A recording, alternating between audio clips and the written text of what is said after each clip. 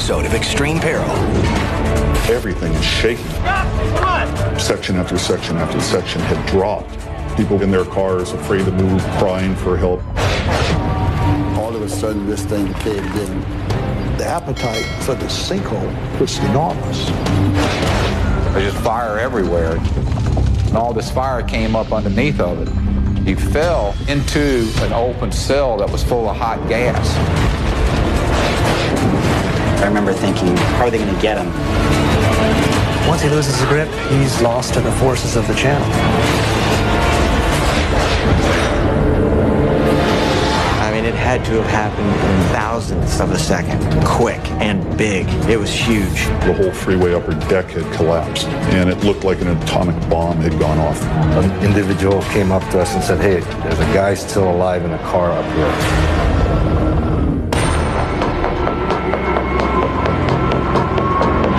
On October 17, 1989, at 5:04 p.m., a magnitude 7.1 earthquake severely shakes the San Francisco Bay Area.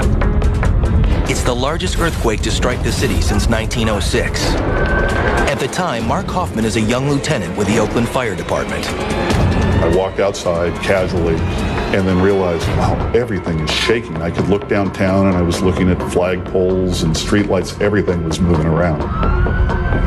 What he can't see is the collapse of the Cypress Street Viaduct, a double-decker freeway only a quarter of a mile away. 238, we have a major injury accident. I didn't realize how severe an earthquake it was going to be. When Mark and his crew start patrolling their district, at first they find only minor damage. Then, Mark spots a gray cloud several blocks away. It looked like an atomic bomb had gone off. There was a giant plume of smoke. When they arrive at the viaduct, the scene is gruesome and shocking. Section after section after section had dropped. It went that way from where I stopped, as far as I could see, all the way down. A 3/4 mile long section of the freeway's upper deck is collapsed onto the lower level, crushing dozens of cars and trucks that were traveling on the lower deck. Much of the smoke the fire crew sees is actually the dust of the shattered concrete. The Cypress Viaduct was designed in the late 1940s and early 1950s and constructed in the mid-1950s. The kinds of things that led to the collapse of the bridge itself were things that were inherent in its original design. One of the most obvious design deficiencies happens where the columns supporting the upper deck are joined to girders on the lower deck. The quake's violent side-to-side shaking cracks the support columns. As the shaking continues, steel reinforcing bars inside the columns begin to fail. When the columns slip off their foundations, the upper deck quickly collapses onto the cars and trucks traveling below. People walking around like zombies, bloody, obviously injured. Others are in their cars, afraid to move, crying for help. It was very dramatic. Firefighters quickly climb up to the lower deck to search for survivors among the 160 persons trapped in their vehicles. Rescuers soon confirm that many of the occupants are dead. But then they reach a small, half-crushed sedan. The cap, which is a large structural member of the freeway, had dropped and crushed the front of the car, including the whole engine compartment and the front legs and hips of the passenger and driver. The two women in the front seat die instantly, but in the back seat are two young children. They're alive. We thought we were home free. When we got the girl out, we thought we could grab the boy and now slide him out. But when we tried to slide him out, we realized that he actually was pinned by his foot. The impact traps the boy's foot under the passenger seat, which in turn is crushed beneath a massive concrete cap. Early on, I called for a chainsaw, and my intention was to cut the boy's leg off if he started to code before we got a doctor up there to actually attend to it. In a different part of the structure, firefighter Andy Papp finds another trapped survivor. In my whole career, I have not seen an incident like this. That much damage in a mile and a quarter of an area. The car was smashed down to about 24 inches. The driver's side door was slightly open. And when I looked in there, I saw a hand, and I touched it, and he says, "Yeah, I'm here. Get me out of here." The man is lying sideways across the bench seat of his pickup truck, but his lower legs are buried in a dense mass of crushed steel and dashboard. I told him that it's going to take a while before we can get you out of here. We had no heavy equipment to rescue him, so we started doing the best we could. We started pulling the stuffing out of his seat, so give him a little bit more room. Andy and his team let the air out of the pickup's tires and used some 20-ton jacks loaned by a truck driver to open up the cab as much as possible. About half an hour into the rescue, our officer came up and asked me, Andy, if you can't get this person out of this truck, he says, we're going to have to move on. There's other people we can help. And I told him, I said, we can get him out, but it's going to take a long time. Andy's only tool is a reciprocating saw. And there's another problem. Andy can't see what he's cutting. I told him, I said, I'm going to put a saw in here. You put it on the steering column. I'm going to start cutting. Make sure I don't cut anything vital off. Repeated aftershocks add to the terror, rocking the damaged structure and threatening to bring it down at any moment. The portion of the viaduct that actually collapsed was constructed over soft bay mud, on top of which had been placed compacted or engineered fill. The ground underneath the collapsed section of the freeway is an unstable mix of clay, silt, sand, and gravel. It readily transmits shock waves up to the freeway structure, unlike the dense silty sand underneath an adjacent section of the freeway, which is still standing. Andy finally manages to cut through the steering column. The man's left leg is now free. He thought he was bleeding to death. The only way I could tell if he was bleeding to death is just feel his legs to see if it was wet, but it wasn't. But the job is only half done. The man's right leg is trapped even more tightly beneath the crushed dashboard. Worse, the upper freeway deck is slowly sinking down on top of them. They've already lost 5 inches of space. If it keeps sinking, both victim and rescuers will be crushed. At 7:30 p.m., pediatric surgeon James Betts from Children's Hospital reaches the crushed car where the young boy is pinned in the back seat. It was a horrifying scene.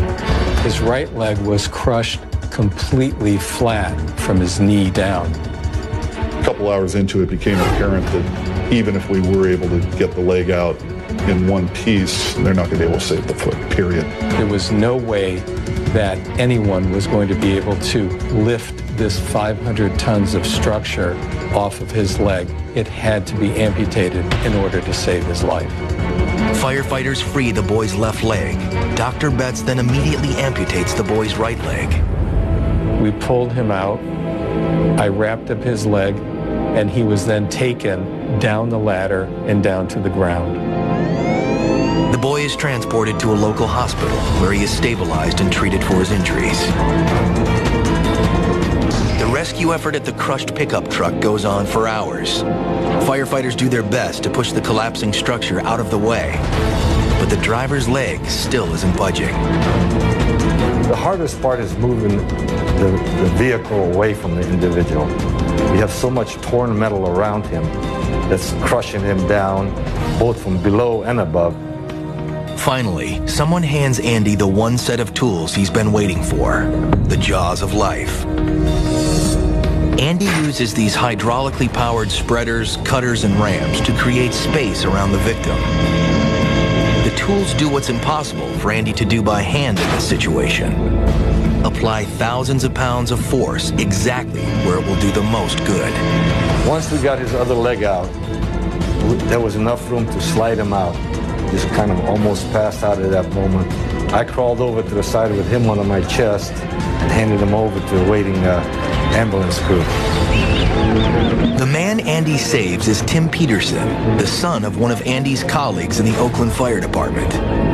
On the day of the earthquake, Tim is a 24-year-old rookie in the Treasure Island Fire Department. I was out running an errand for a chief. Every day somebody was given this position called details, and then I was on my way back. As Tim pulls onto the lower level of the Cypress Viaduct, his pickup truck starts wobbling. I thought I ran over something. You know, for a second there was that thought. And because, I mean, it was being moved around, the whole truck. And then there was just a huge boom. That was it. With most of the impact hitting the right side of the truck, Tim gets thrown sideways across the seat. Right away, all you can hear are horns blaring and engines revved. People got crushed in their cars, and the foot goes down on the accelerators. And then a car right behind me had caught on fire, and so it was starting to all fill with smoke in there, and I could hear people screaming. Andy had crawled down in this thing where nobody else was going, and he's not gonna leave me. So he said, I will be back, and I'm gonna get you out of here. Finally, after 10 o'clock that night, Andy finishes the job. Tim's back, clavicle, scapula, shoulder socket, and ribs are all broken. One rib has punctured a lung. His ankles are shattered. He is the only survivor in that quarter-mile section of the Cypress Viaduct. After Tim fully recovers from his ordeal, he joins the Oakland Fire Department. Every October 17th, Tim calls me and texts me for taking him out of the freeway. I didn't think I was gonna get out of there, and it's because of this guy. And I was calling certain names, and I said, okay, now you can stop doing this. And his wife always says, you know, Andy always likes it when you call, or whatever. What an amazing string of events to be saved by people that were peers and friends of his father, and then his future employers. I guess he's been smiled upon a few times in his life.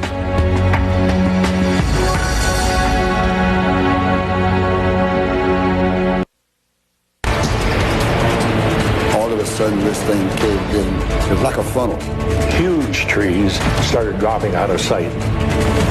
The appetite for this sinkhole was enormous. There were people that thought it was the end of the world. November 20th, 1980 at Jefferson Island, Louisiana, 130 miles west of New Orleans. Around 6 a.m., tugboat captain Horace Menard and his son show up for work at the Crystal Diamond Salt Mine on the shore of Lake Peigneur. But before they get started, an oil derrick in the lake catches their eye.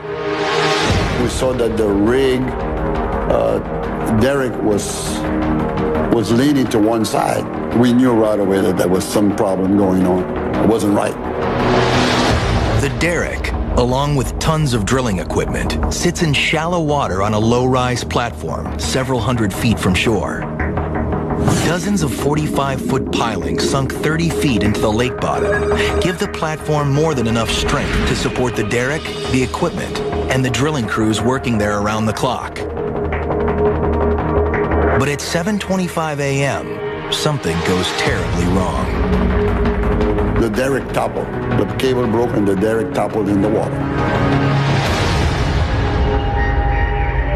At the nearby Rip Van Winkle Botanical Gardens, horticulture director Michael Richard feels a wave of tremors move through his lakeshore office. We had no idea what was going on. When I looked out and I saw that the drilling rig was gone, it was incredible. Nervous salt mine officials board Horace Menard's tugboat to get a closer look at the drilling platform. But when they get to the location, it's gone. There was only about 5 or 6 pilings standing up. And there was a little whirlpool. Not very much, not very big. Still didn't look too dangerous. And all of a sudden, this thing caved in. And this little whirlpool of 1 foot in diameter had turned into about 300 foot in diameter and about 300 foot deep. It was like a funnel, like a big old funnel. In seconds, several barges loaded with oil well production equipment start to circle the center of the vortex. Horace realizes too late that he's in serious trouble. So I turned the boat around and we're heading back out into the main canal. The hole got bigger and bigger and bigger, and this suction was at our stern of the boat. And I had the engine wide open, and I could hear my son running around the deck at the bottom and hollering and screaming. He wanted to jump overboard. What looks like a giant bathtub drain in the lake is pulling the boat down. The more the powerful vortex expands, the harder it is for Horace and his passengers to escape it. There's only one way out of the lake, a canal that flows to the Gulf of Mexico. But the tugboat can't get there because a fully loaded barge is in the way. But then the whirlpool does something completely unexpected. It burped. And when it burped, you had mud and pilings and barrels shooting up in the air about 100 feet in the air. And when that took place, this loaded barge that had us blocked was straight up and down, going into the hole. The sudden reverse surge is all Oris needs to get his tug out of the lake and into the safety of the canal, where he and his passengers scramble onto dry land. Now they watch as the vortex devours everything within reach. It was unbelievable. And as I was standing there watching the hole caving in, suddenly the power poles dropped out of sight. Just like somebody jerked everything out from under them. Huge trees, 75 and 80 feet tall, started dropping out of sight. The appetite for this sinkhole was enormous. As the water level dropped in the lake, land started sliding in and peeling off in layers like slices of a cake. As the crater grew toward the house that we were standing on, we were advised by the sheriff's department that it was time to go. Now, an even more bizarre sight. The canal that normally drains water away from the lake is suddenly hundreds of feet above the empty lake bed. And salt water from the Gulf were flowing into Lake Peril. And it's the highest waterfall in Louisiana, approximately 600 feet. It was just awe-inspiring to see the forces of nature at work. There were people that thought it was the end of the world. But in the cavernous salt mine underneath Lake Peril, it really is the end of the world after a horrified electrician notices a surge of water advancing across the mine floor. Water breaks through on the mine's 1,300-foot level. As the surge becomes an all-out flood, the water threatens to trap miners working the next level down, 1,500 feet below the lake. There was no way to stop the water. The only thing we could do is to try to get everybody clear because there was no way we were going to stop it. He immediately signals to the other 54 workers in the mine that they need to get to the surface as fast as they can. We moved up the air shaft, and there were a couple of guys already there saying that this was probably just a drill. When the alarm sounds, LSU professor Robert Toms and 2 students are in the mine working on a government-funded study. And the guy came up and said, water's coming in. Said, we're going up to the next mine level. And this was now total darkness because the mine lights had gone off. By 9 a.m., an hour after the evacuation order, everyone is safely off the lake and out of the mine. The vortex became increasingly powerful as it enlarged in size. The bottom of the lake was really altered drastically by this suction going down the hole. For a while, they had a crater there that was probably a quarter of a mile wide and over 100 feet deep. And the whole lake had gone down in the hole in about 4 hours. When an estimated 800 million cubic feet of mud and water flow into the mine, the result above ground is explosive. The compressed air coming out of the mine, this is making a deafening roar that could be heard in New Iberia 10 miles away.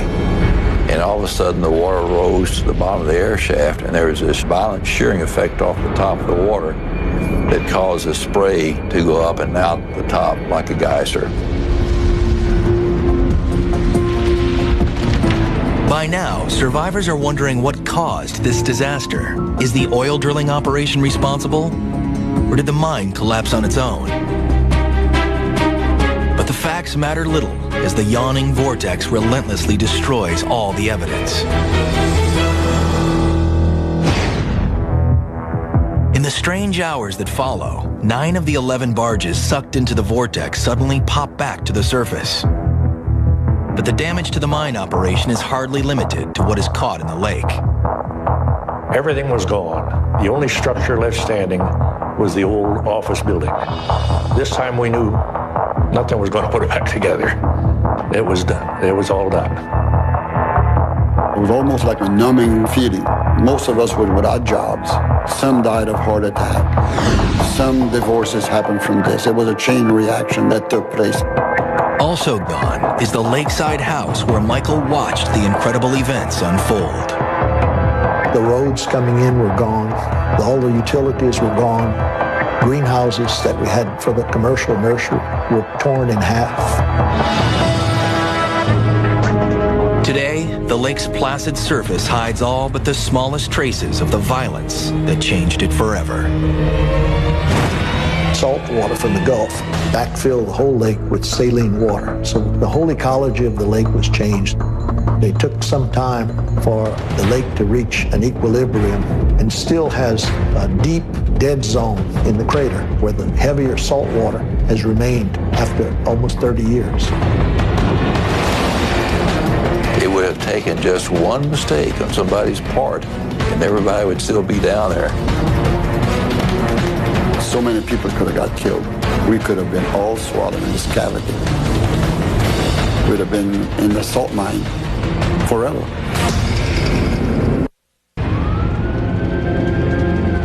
It looked like just waiting for the devil to come up out of the ground. There was just fire everywhere. All of a sudden, you hear this whooshing noise. There's going to be a fireball, and it's going to be him.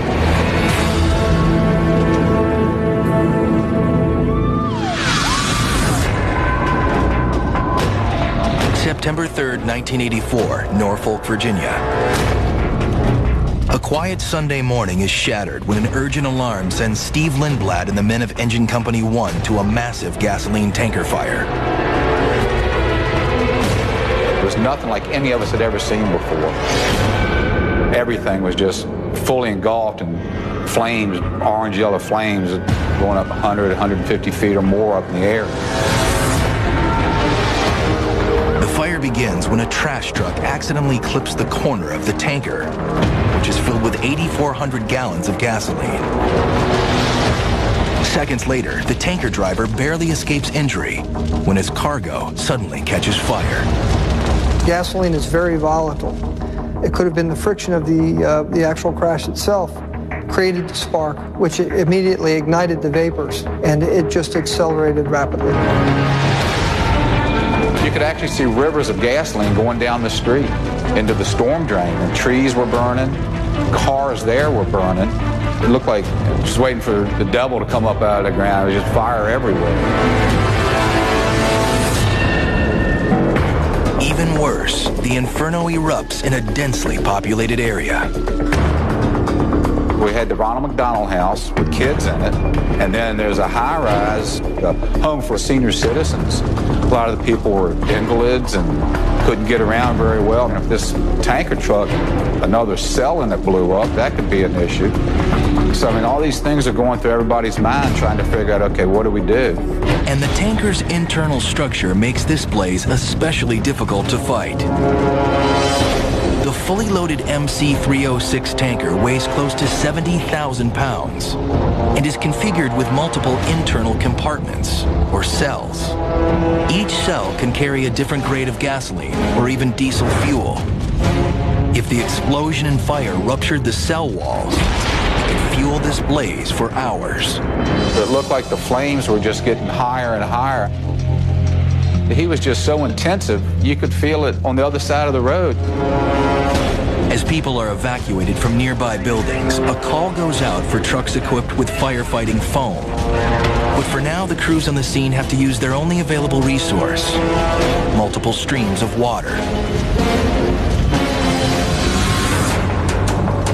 All you can do is cool it down. But if you don't get to them in time, the aluminum of the tanker will melt. And once that starts melting, it starts exposing more cells, which gives you more fuel from the gasoline, and it's just a domino effect. More cells melt, more gas, more heat, more flame, more hell coming out of the ground. But the use of water creates another problem. Gasoline has a specific gravity of 0.73, so it'll actually float on water. And this enables it to travel on top of water and still burn. It'll ignite anything in its path. It's just like a running brush fire, but now it's on the water. When the burning liquid encounters vertical shafts to the street, it explodes upward, catapulting manhole covers into the air. I just thought, this is crazy. Some people aren't going home, and I could be one of them. But the arrival of trucks equipped with firefighting foam finally gives fire crews the tool they need to bring the blaze under control. To extinguish a tanker fire, you've got to get foam on all of the fuel that's involved. When mixed with water, firefighting foams create an impermeable barrier on top of gasoline and other hydrocarbons. The foam's fluorosurfactant molecules act like a soapy film that blankets the flaming gasoline, cutting off the oxygen it needs to burn. We were able to get the truck cooled down to where the flames actually went out. A couple of the cells on the truck did not melt, and the gas was still in there, but it was hot. Engine driver Dave DeLozer takes on the critical task of covering the fuel in those cells with foam. Dave got up and couldn't open one of the safety valves on top of the first cell. It was so slippery with the foam. But the other one he could. So he took the nozzle with the foam and stuck it down in there, and the foam was getting in there and cooling things off. And all of a sudden, you hear this whooshing noise, and I'm looking, and this orange flame just comes blowing out of the hole.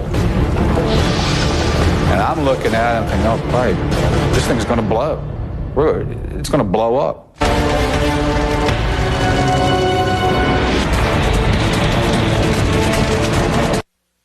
Firefighters in Norfolk, Virginia have their hands full when a tanker truck full of gasoline explodes in a densely populated neighborhood.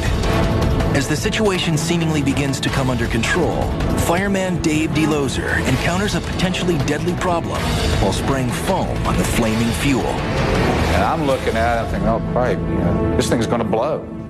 Then all of a sudden, that other safety valve popped off and all this fire came up underneath of it. And it's just going up underneath his coat. I just knew he was burning. Well, when that happened, he obviously jumped and moved and was so slippery he fell. He went into an open cell that was full of hot gas. As Dave lands in hundreds of gallons of hot gasoline, he breaks open the foam blanket that's supposed to keep the ruptured tank from reigniting. First thing that popped in my mind, it was going to reignite. There's going to be a fireball, and it's going to be him. In one motion, Steve Lindblad pulls DeLozer out of the scalding liquid, but the gas-soaked engine driver is still in serious danger. DeLozer was exposed to probably 200-degree liquid product in that tank. You can only be exposed to that for just seconds before serious injuries occur. And once we got him out of there, that's when I realized, oh man, he didn't have his bunker pants on. Without the protective bunker pants, not only is Dave's lower body exposed, but his open boot tops instantly fill with hot gasoline. We were able to tackle him, get him down, and start getting his boots off of him, and they were full of gas. And I just knew he had to have some pretty severe burns on his legs. And incredibly, Dave escapes the entire series of deadly events with just first-degree burns, the equivalent of a bad sunburn. I could have died real quick, real easy, and I don't think that would have been a good death either. As engine operator, Dave makes sure his crew has the water and power to fight the blaze. But with men and resources spread thin, Dave volunteers to take the foam line. It was kind of a quick reaction, and I had my boots on, but I didn't have a chance to put my bunker pants on. My main concern was to go ahead and try to get this thing knocked down as quick as I could. I got up to a couple of compartments that had exploded, and I put a layer of foam on those. And I extinguished those. There was one compartment left that hadn't exploded yet. And I got to thinking if I up and put a layer of foam down on top of the gasoline and I could smother it out. After struggling with the safety valve, Dave opts to use the fill hole for access to the compartment. I got the nozzle down in there and I opened it up, and then I started hearing it churning and getting louder and louder, and I could feel the vibration on my feet. And I said, this thing is getting ready to blow. I was really in a bad spot, and I need to get off here as quick as I can. That's when the flames leaped all around me. As Dave jumps, he aims for the ledge of the ruptured tank, but instead slips right into the hot gasoline. Filled up my boots, filled up my fire coat, and it was very hot. Well, there's like somebody may have thrown boiling hot water on you. I thought for a minute, I said, I'm going to die right here. When Steve pulled me out, I was still burning. I felt like I might be on fire. It was that hot. Thank God that didn't ignite. If that had ignited, there would have been anything they could have done for me. Thanks to the quick work of his fellow firefighters, Dave escapes the unthinkable. It was scary. I didn't sleep good for a good while after that. I would have nightmares about it. I would think how close I came. I'll never forget that day as long as I live. But for Steve, there's something else worth remembering. Everybody went home, and when you go home from something like that, it's a good day.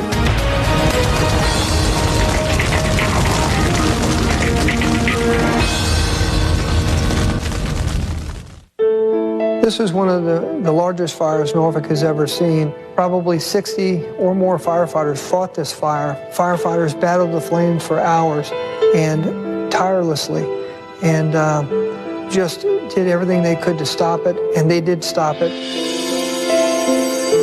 If I had it to do differently, honestly and truly, I would have probably told these guys to hold on a minute, let me go get someone else with proper gear on, or somebody else, that's their job. And I'm sure they would have gotten somebody right on it. But at the time, while I was thinking I was the only one there, I said, well, let me help. Let me do something. And if someone comes over and relieves me, then that'll be fine. If they don't, that'll be fine too. We're all working together. I think firefighter Delosia was lucky in a couple of ways. One, he didn't swallow or inhale any of the fuel, which could have easily happened. And two, he had fellow firefighters close by that could pull him and render aid to his burns. I remember thinking, holy smokes, what's going to happen here? How are they going to get him? Once he loses his grip, he's lost to the forces of the channel. And I remember thinking as he fell in that he's gone.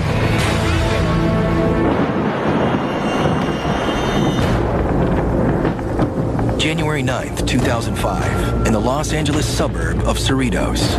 Heavy rains are swelling flood channels that drain the Los Angeles basin and turning them into deadly torrents. 2005 was the second wettest season on record. And in a dry, arid climate like we have here in Los Angeles, storm flows can rise very quickly. In a matter of minutes, you can have the water go from 0 to 5-6 feet very easily. This period of unusually heavy rainfall puts the Los Angeles County flood control system to the ultimate test. Its 500 miles of concrete-lined channels snake through the LA basin and are designed to route up to 25 billion gallons of water a day out of the city and into the Pacific Ocean. On this rainy Sunday afternoon, freelance videographer Rich Cowgill hears a police radio call about a man trapped in high water. The roads were very, very slick.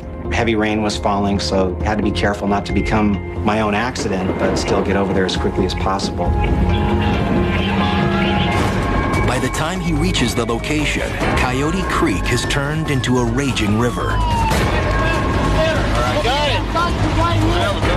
I saw this figure on top of what turned out to be a vehicle, and at the same time I'm hearing all of the rescuers making preparations, and I'm starting to realize that whatever is going to happen is going to happen right here. He's in the center! In the center! Over the center of the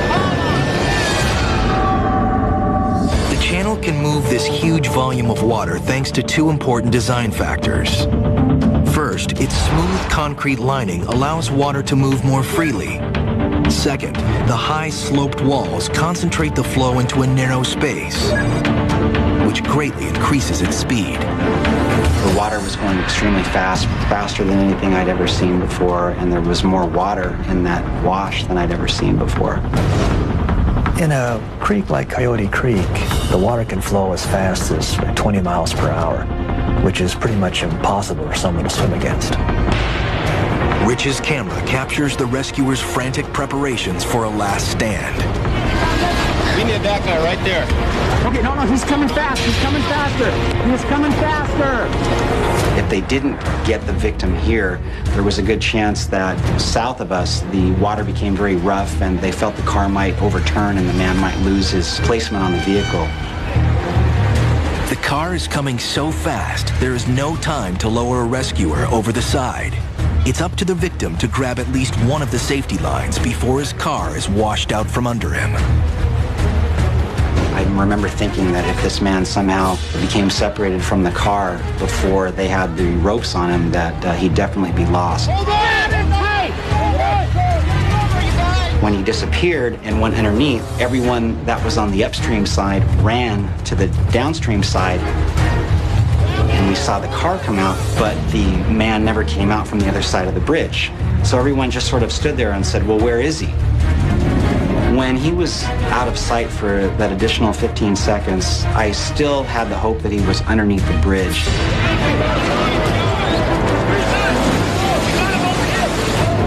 When the man didn't come through onto the other side, on the downstream side, I remember thinking, he's got to be stuck. I just felt like maybe he was stuck under a pillar. He appeared for a brief moment, and I could actually see him holding onto the rope.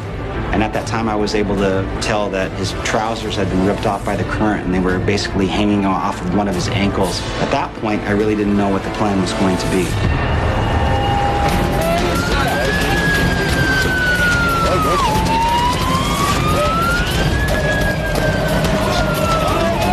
I remember thinking, holy smokes, what's going to happen here? How are they going to get him? Amazingly, the victim is still hanging on to the rope. But can he hold on long enough for the rescuers to pull him to safety? There was nothing else securing him to that rope other than his wet hands. I remember thinking that if he slipped and fell, the chances of him surviving were very slim. At that point, I began to get a little bit frightened. His hands and his shoulder sort of get stuck under the bridge, but at the same time, the rescuers can't see that. And the victim can't see what the rescuers are about to do. Come on now, come on now, come on! Hold on!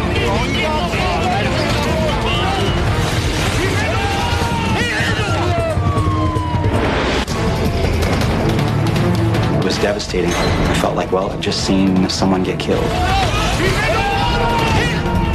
The current was just too strong. Now it was going to be a search for a body recovery.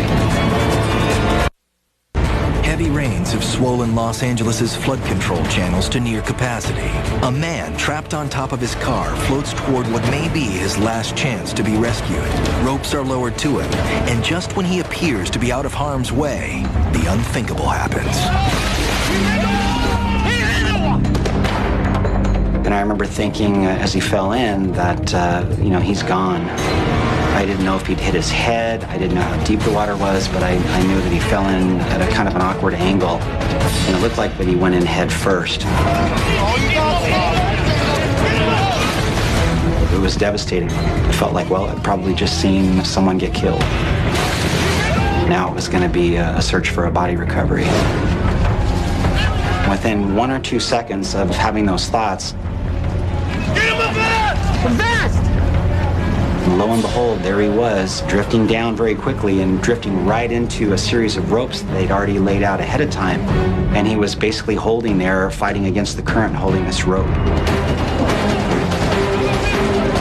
At that time, I remember zooming in on him, and it looked like he was body surfing.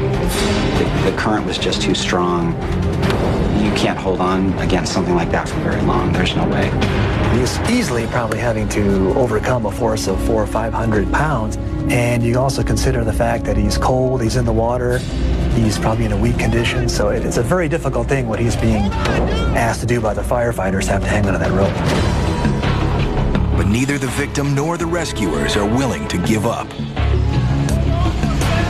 Everyone was basically holding their breath.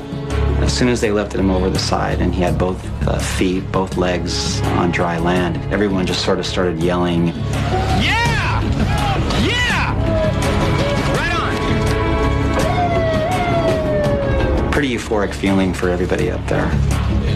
No one is happier with the outcome than William McCree, an ophthalmologist from Avila Beach, California.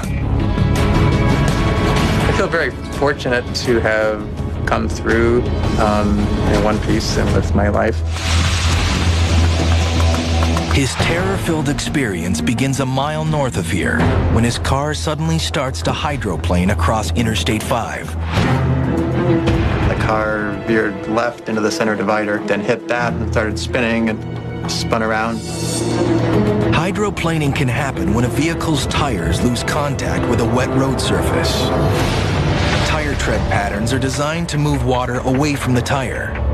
But if there's too much water, or if the tread is moderately worn down, enough water can build up on the leading edge of the tire to actually make it lose contact with the road. From a witness who saw it, I went back end first through the guardrail and then down probably 20, 30 feet into the water. There really wasn't any way for me to, just on my own, get to the edge or get to safety. You could feel the force of the current pushing it and rocking it, so you feel like it was rocking, and it was gradually starting to shift more towards the center of the channel. He drifts for almost a mile before he reaches the Artesia Avenue Bridge, where rescuers are waiting for him.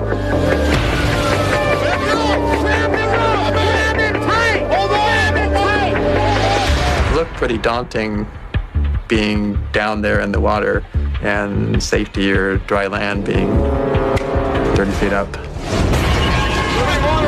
As I was getting close to the top, I hit the overpass, and I think the force of that blow caused me to let go and fall back into the water. Just seeing how close my head came to the concrete, if I'd hit that full force and been knocked out, then I probably would have just been washed downstream. Yeah, there you go. Hold on. Hold on. Hold on. Finally, as I went under the overpass, there were some ropes that the fire department had put down. Seeing one, I grabbed it.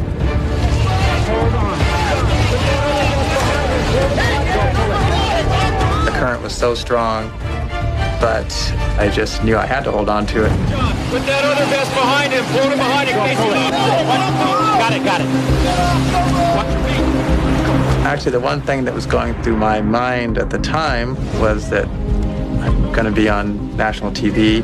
Someone's probably filming this, and don't have any pants on. When you consider all of those things, you consider that he basically fell head first about 20 feet straight down into maybe a 4 or 5 foot raging river. I think he's extremely lucky.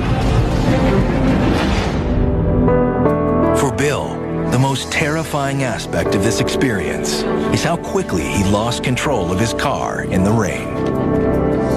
Hydroplaning can happen just at a moment's notice, and there's no warning. And once it happens, you don't know where you're going to end up.